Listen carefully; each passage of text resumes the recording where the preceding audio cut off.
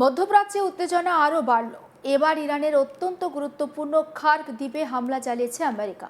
আমেরিকার president Donald Trump জানিয়েছেন, এই অভিযানে দ্বীপটির একাধিক সামরিক লক্ষ্যবস্তু ধ্বংস করা হয়েছে। এই ঘটনাকে ঘিরে আন্তর্জাতিক রাজনীতিতে নতুন করে একটা চাঞ্চল্য তৈরি হয়েছে।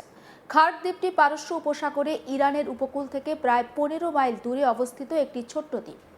আয়তনে খুব বড় না হলেও কৌশলগত দিক থেকে এটি ইরানের জন্য অত্যন্ত গুরুত্বপূর্ণ, কারণ ইরানের অধিকাংশ তেল রপ্তানি এই দ্বীপের মাধ্যমেই হয়। বিশেষজ্ঞদের মতে ইরানের মোট অপরিশোধিত তেলের প্রায় 85 থেকে 90% এই দ্বীপটির তেল টার্মিনাল থেকে বিশ্ববাজারে পাঠানো হয়।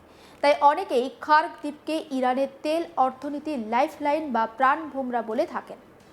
এই দ্বীপে রয়েছে বিশাল তেল সংরক্ষণ ট্যাঙ্ক, পাইপলাইন এবং বড় বড় তৈলবাহী জাহাজ, যেগুলো তেল ভরার সুবিধার কাজে ব্যবহার করা হয়। একসঙ্গে একাধিক সুপার ট্যাঙ্কার এখান থেকে তেল নিয়ে বিশ্বের বিভিন্ন দেশে রওনা দিতে পারে। আমেরিকার প্রেসিডেন্ট ডোনাল্ড ট্রাম্প তিনি দাবি করছেন, সাম্প্রতিক অভিযানে দ্বীপের সামরিক অবকাঠামো লক্ষ্য করে হামলা চালানো হয়েছে। তিনি বলেন, ইরান যদি পারস্য উপসাগরে জাহাজ চলাচলে বাধা সৃষ্টি করে, তাহলে ভবিষ্যতে এই দ্বীপের তেল অবকাঠামো লক্ষ্যবস্তু হতে পারে আমেরিকা। খার্ক দ্বীপে হামলার ফলে ইরানের অর্থনীতিতে বড় প্রভাব পড়তে পারে বলে মনে করছেন বিশেষজ্ঞরা, কারণ ইরানের তেল রপ্তানির বড় অংশ এই দ্বীপের উপর নির্ভরশীল। যদি এই তেল টার্মিনাল দীর্ঘ সময়ের জন্য ক্ষতিগ্রস্ত হয়, তাহলে দেশের তেল রপ্তানি বড় ধাক্কা খেতে পারে। তবে শুধু ইরান নয়, এর প্রভাব পড়তে পারে আন্তর্জাতিক বাজারেও। বিশেষজ্ঞদের মতে খার্ক দ্বীপে বড় ধরনের ক্ষতি হলে বিশ্ববাজারে তেল সরবরাহের সমস্যা দেখা দিতে পারে। ফলে আন্তর্জাতিক বাজারে তেলের দাম দ্রুত বেড়ে যাওয়ার আশঙ্কাও রয়েছে। এদিকে ইরান আগেই সতর্ক করেছে, তাদের তেল বা জ্বালানি পরিকাঠামোর উপর হামলা হলে তারা পাল্টা প্রতিক্রিয়া জানাবে। ফলে এই হামলার পর মধ্যপ্রাচ্যের সংঘাত আরও তীব্র হতে পারে বলে আশঙ্কা করছেন আন্তর্জাতিক বিশ্লেষকরা। খার্ক দ্বীপের আরেকটি গুরুত্বপূর্ণ দিক হল এর ভৌগোলিক অবস্থান। পারস্য উপসাগর এবং হরমুজ প্রণালীর কাছাকাছি হওয়ায় এই অঞ্চল দিয়ে বিশ্বের বড় অংশের তেল পরিবহন হয়। তাই এখানে সংঘাত বাড়লে তার প্রভাব বিশ্ব জুড়ে পড়তে পারে।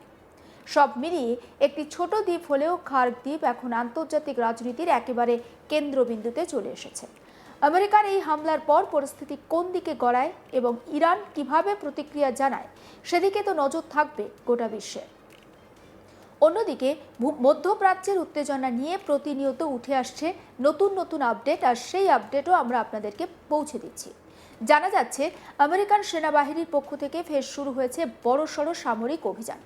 আর সেই অভিযানের অংশ হিসাবে আকাশে উড়তে দেখা গিয়েছে অত্যাধুনিক B-2 স্টেলথ বোমারু বিমানকে। আমেরিকান সেন্ট্রাল কমান্ড বা সেন্টকম তারা জানিয়েছে, অপারেশন এপিক ফিউরি নামে একটি সামরিক অভিযানের অংশ হিসাবে B-2 স্টেলথ বোমারু বিমান উড়িয়ে ইরানের বিভিন্ন টার্গেটে হামলা চালানো হচ্ছে। এই অভিযানের উদ্দেশ্য শুধু তাৎক্ষণিক হুমকি মোকাবিলা করা নয়, বরং ভবিষ্যতে যাতে ইরান তার সামরিক অবকাঠামো বা পরিকাঠামো আবারও গড়ে তুলতে না পারে, সেটা নিশ্চিত করা। আমেরিকান প্রশাসনের দাবি, এই অপারেশনের মাধ্যমে ইরানের সামরিক কাঠামো, বিশেষ করে ক্ষেপণাস্ত্র ও ড্রোন সংক্রান্ত পরিকাঠামোকে বড় ধাক্কা দেওয়া হচ্ছে। সেন্টকমের তথ্য অনুযায়ী ফেব্রুয়ারি মাসের শেষ দিকে এই অভিযান শুরু হয়েছে এবং ইতিমধ্যে একাধিক গুরুত্বপূর্ণ সামরিক ঘাঁটি, ক্ষেপণাস্ত্র উৎক্ষেপণ কেন্দ্র এবং সামরিক বিমান ঘাঁটি লক্ষ্য করে হামলা চালানো হয়েছে। B-2 স্টেলথ বোমারু বিমান আমেরিকার বায়ুসেনার অন্যতম অত্যাধুনিক যুদ্ধ বিমান।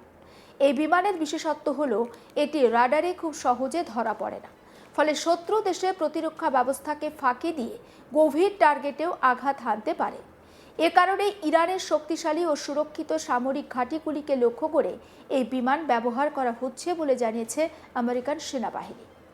খবর অনুযায়ী এই বিমান থেকে ভারী বোমা ফেলে ইরানের মিসাইল উৎক্ষেপণ এবং সামরিক পরিকাঠামোর ওপর বড় আঘাত করা হয়েছে। আমেরিকার দাবি, এই হামলার ফলে ইরানের সামরিক ক্ষমতা অনেকটাই কমে এসেছে এবং ভবিষ্যতে নতুন করে অস্ত্র তৈরির ক্ষমতা দুর্বল হয়ে পড়বে ইরানের। অন্যদিকে এই অভিযানের মাঝে একটি দুর্ঘটনার খবরও সামনে এসেছে। জানা যাচ্ছে, আমেরিকার বিমান বাহিনীর একটি KC-135 রিফুইং বিমান পশ্চিম ইরাকে ভেঙে পড়েছে। যদিও আমেরিকার সেনাবাহিনীর দাবি, এই দুর্ঘটনা কোনো শত্রুপক্ষের হামলার কারণে নয়, বরং অন্য কারণে হয়েছে কিনা সেটি খতিয়ে দেখা হচ্ছে। তবে এই ঘটনাকে ঘিরে পাল্টা দাবি করেছে ইরান। তাদের সরকারি সংবাদ মাধ্যম এবং ইসলামিক রেভলিউশনারি গার্ড কর্পস দাবি করেছে, প্রতিরোধ বাহিনীর ছোড়া ক্ষেপণাস্ত্রের আঘাতে ওই বিমান ভূপতিত হয়েছে। যদিও এই দাবির সত্যতা এখনো পর্যন্ত পাওয়া যায়নি বা যাচাই করা হয়নি।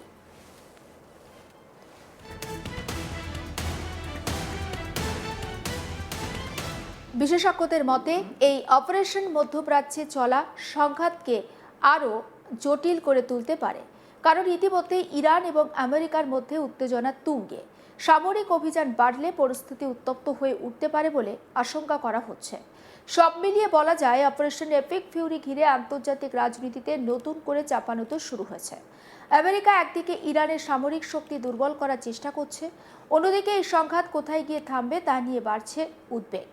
এখন গোটা বিশ্বর নজর রয়েছে মধ্যপ্রাচ্যের পরিস্থিতির দিকে, কারণ এই সংঘাতের প্রভাব আন্তর্জাতিক রাজনীতি, নিরাপত্তা এবং জ্বালানি বাজার সব ক্ষেত্রেই পড়তে পারে বলে মনে করছেন বিশ্লেষকরা। সত্যি কি এই প্রভাব আন্তর্জাতিক বাজারে পড়বে? ইরান এবং আমেরিকা তারা কি যুদ্ধ থামাবে, নাকি দুপক্ষই নতুন উদ্যম নিয়ে আবারও ঝাঁপাবে এই যুদ্ধকে দীর্ঘায়িত করতে? যুদ্ধ যদি দীর্ঘায়িত হয়, দু দেশের সাধারণ মানুষের ঠিক কতটা ক্ষতি হবে? ইতিমধ্যে আপনারা জানেন যে মধ্যপ্রাচ্যের এই যুদ্ধে কয়েক হাজার সাধারণ মানুষের মৃত্যু হয়েছে। জনতার এই যে মৃত্যু হচ্ছে, তার দায় কারা নেবে? কারণ ইতিমধ্যে আমেরিকা ইরানে যে সমস্ত পারমাণবিক ঘাঁটি রয়েছে, যে সমস্ত সামরিক ঘাঁটি রয়েছে, সেগুলোকে তাদের লক্ষ্যবস্তু করেছে। এমনকি ইরানের যে তৈল শোধনাগার বা তৈল সংরক্ষণ কেন্দ্র রয়েছে, সেগুলোকেও লক্ষ্যবস্তু বানিয়ে নিয়েছে আমেরিকা। আর ইরান কি বলছে? ইরান বলছে, যদি তাদের তৈল শোধনাগার বা সংরক্ষণ কেন্দ্রে কোনো রকম কোনো হামলা চালানো হয়, তাহলে তারা তার পাল্টা প্রতিক্রিয়া দেবে। এবং এই ঘাত প্রতিঘাত, প্রতিক্রিয়ার পাল্টা প্রতিক্রিয়া যদি সমানভাবে চলতে থাকে, তাহলে শেষ কোথায় হবে? আন্তর্জাতিক বিশ্বে কূটনীতির মাধ্যমে এর সমাধান কি হবে, নাকি দুপক্ষই সমানে ইউক্রেন রাশিয়ার মতো যুদ্ধ চালিয়ে যাবে? তার উত্তর তো অবশ্যই দেবে সময়। তবে B-2 স্টেলথ বোমারু বিমান আমেরিকার বায়ুসেনার অন্যতম অত্যাধুনিক যুদ্ধ বিমান, আপনারা জানেন। আর এই বিমানের একটি বিশেষত্ব রয়েছে, সেটি হলো খুব সহজে রাডারে এই বিমান ধরা পড়ে না। ফলে শত্রু দেশে প্রতিরক্ষা ব্যবস্থাকে ফাঁকি দিয়ে গভীর টার্গেটে এই B-2 স্টেলথ বোমারু বিমান সেটি আঘাত করতে পারে। এ কারণে ইরানের শক্তিশালী আর সুরক্ষিত সামরিক ঘাঁটিকে লক্ষ্য করে এই বিমান ব্যবহার করা হচ্ছে, তেমনটা আমেরিকান সেনাবাহিনী জানিয়েছে। এই বিমান থেকে ভারী বোমা ফেলে ইরানের মিসাইল উৎক্ষেপণ এবং সামরিক পরিকাঠামোর ওপরে একটা বড় আঘাত করা হয়েছে। আমেরিকা দাবি করছে, এই হামলার ফলে ইরানের যে সামরিক ক্ষমতা সেটা অনেকটা কমে গিয়েছে, আর ভবিষ্যতে নতুন করে অস্ত্র তৈরি করার যে একটা ক্ষমতা, সেটাও কিন্তু দুর্বল হয়ে পড়বে। আমেরিকা এবং ইরান তারা কি এই যুদ্ধ চালিয়ে যাবে? উত্তর তো অবশ্যই দেবে সময়। তবে আপনাকে নজর রাখতে হবে আজ তাক বাংলায়, আর সাবস্ক্রাইব করুন পরবর্তী আপডেটের জন্য।